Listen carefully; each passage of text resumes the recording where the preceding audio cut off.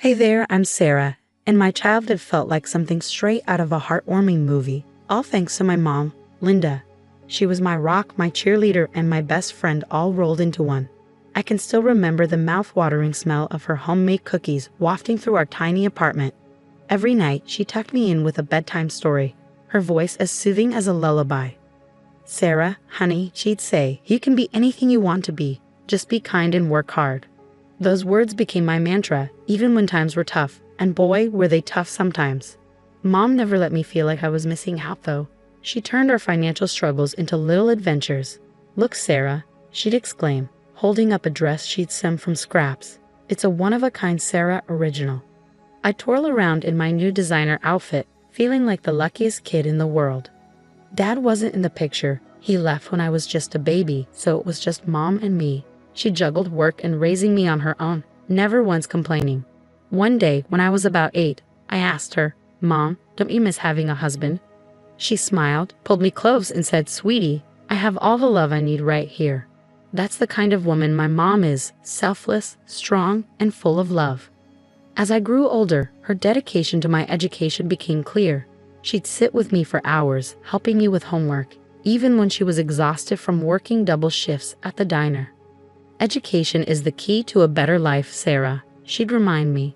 "No one can ever take that away from you." Those words stuck with me. I buried myself in my studies, determined to make her proud. And it paid off. By high school, I was at the top of my class. That's when Aunt Karen started showing up more. Mom's sister had always been around, but now she was a constant presence, always smiling, always offering a helping hand. "Linda, you work too hard," she'd say. "Let me help out more." Mom was grateful, and so was I. But little did we know what was brewing behind that helpful facade. Everything changed during my senior year. I scored a full-ride scholarship to State University, and Mom couldn't have been prouder. But our celebration was short-lived. That same week, Mom was diagnosed with a chronic illness. Suddenly, our roles reversed. I became the caretaker, juggling college preparations and Mom's doctor appointments. "I'm so sorry, sweetie," Mom said one night, her face pale against the hospital pillows. "This isn't how it's supposed to be." I held her hand tightly.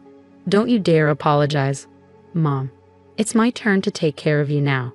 As Mom's condition worsened, Aunt Karen stepped in even more, offering to manage Mom's finances, handle her medical appointments, and keep the house running.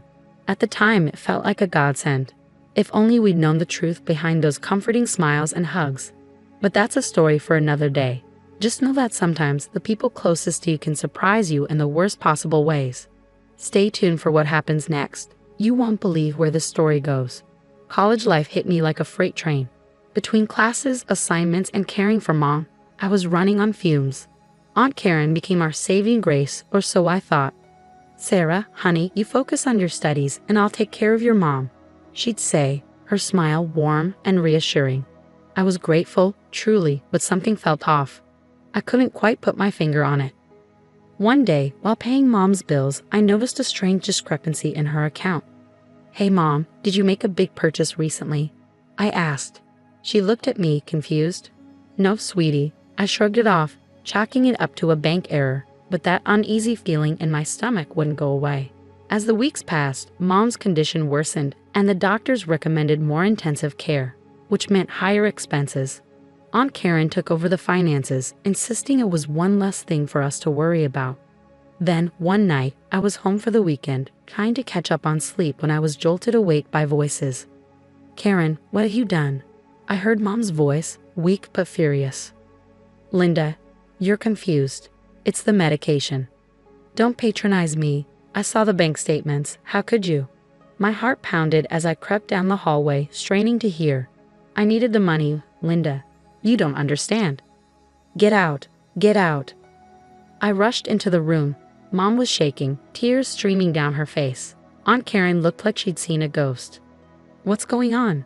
I demanded. Karen quickly composed herself. "Nothing, sweetie. Your mom's just upset about her meds. I'll handle it." But I wasn't buying it anymore.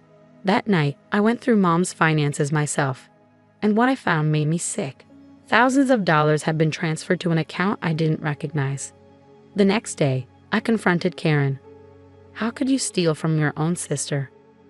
She laughed, but it was cold and mocking. Steal? Oh, Sarah, you're so naive. Your mother offered to help me. Now she's just confused. You're lying, I shouted. Her eyes narrowed. Prove it. That's when I realized the loving aunt I thought I knew was gone, replaced by someone calculated and cruel. That night, I couldn't sleep. Instead, I ordered hidden cameras and set them up in Mom's room. It felt wrong, like an invasion of privacy. But I had to protect her. Little did I know those cameras would capture something far worse than theft. It was just another Tuesday and I was supposed to be in class. But something, call it intuition, made me turn around and head home. When I got there, the house was eerily quiet, too quiet. Then I heard a muffled sound coming from Mom's room. I ran, my heart in my throat, and what I saw will haunt me forever. Aunt Karen was standing over Mom's bed, pressing a pillow over her face. Stop, I screamed, lunging forward. Karen jumped back, shock and guilt written all over her face. Sarah, I was just fluffing her pillow, she stammered, but Mom was gasping, her eyes wide with terror. With shaking fingers, I grabbed my phone and dialed 911. Please help. My aunt just tried to kill my mother. Everything after that was a blur. Police sirens, paramedics rushing in, Karen being led away in handcuffs, still protesting her innocence. Mom was rushed to the hospital, and while we waited for news, a detective approached me. Miss, we found some concerning financial records at your home. Do you know anything about this? I told him everything, the missing money, the arguments, my suspicions. He nodded grimly. We'll need to conduct a full investigation. It looks like your aunt has been embezzling funds for years. The next few days were a nightmare. Mom was stable but weak, and I barely left her side. Then the calls started coming in from family members. Sarah, what's this we're hearing about Karen? It can't be true. You must have misunderstood. Are you sure you're not overreacting? Their doubt cut deep, but I stood firm. I hired a lawyer determined to see justice done. As the investigation unfolded, the full extent of Karen's betrayal came to light. She hadn't just stolen from Mom. She'd been preying on elderly relatives for years. Mom's health slowly improved, and one day she squeezed my hand and whispered, I'm sorry I didn't believe you sooner. I kissed her forehead. It's not your fault, Mom. She fooled us all. The courtroom was packed on the day of Karen's trial. As the prosecutor laid out the case, gasps echoed through the room. Years of fraud, manipulation, and finally, attempted murder. Karen sat stone-faced, but I saw the moment she realized it was over. Her carefully crafted facade crumbled.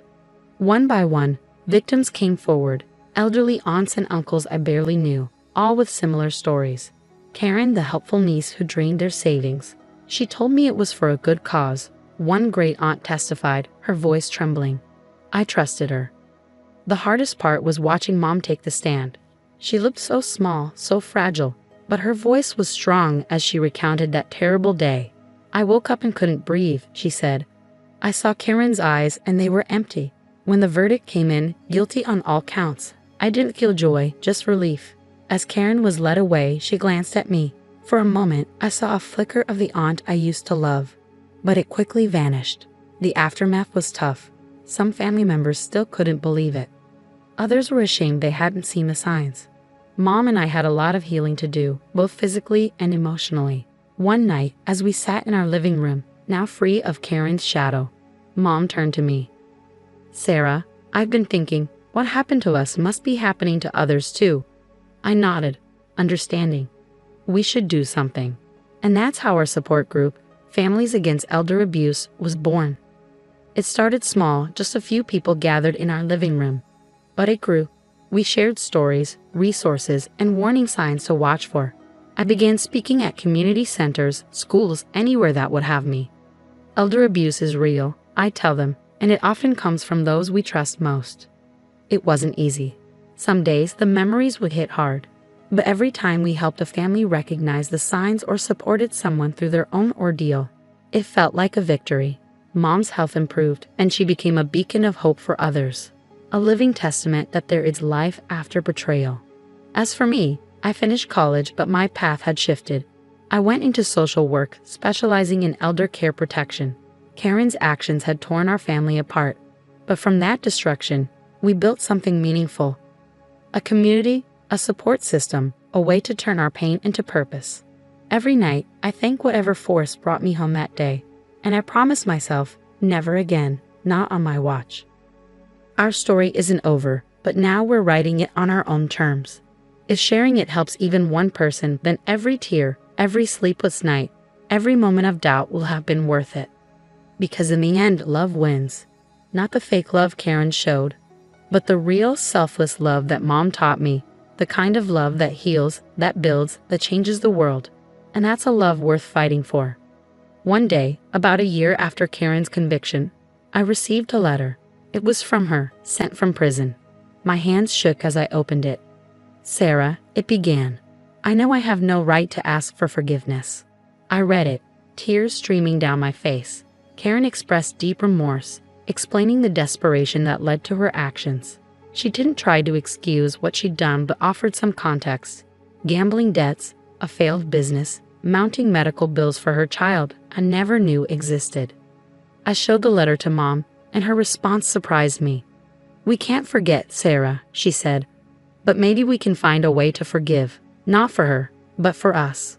It wasn't easy, but we decided to use Karen's story as part of our outreach, not to justify her actions, but to show how complex life can be. The story has come to an end, but now I have a question for you. If you were in Sarah's position, could you ever forgive someone like Aunt Karen for their betrayal, even after they expressed remorse? Or do you believe that some actions are truly unforgivable? Share your thoughts in the comments below. Your perspective might help others wrestling with similar dilemmas. If this story resonated with you, please consider liking the video and subscribing to our channel. We share thought-provoking content that explores the complexities of human relationships and personal growth. Join our community as we navigate life's challenging scenarios together.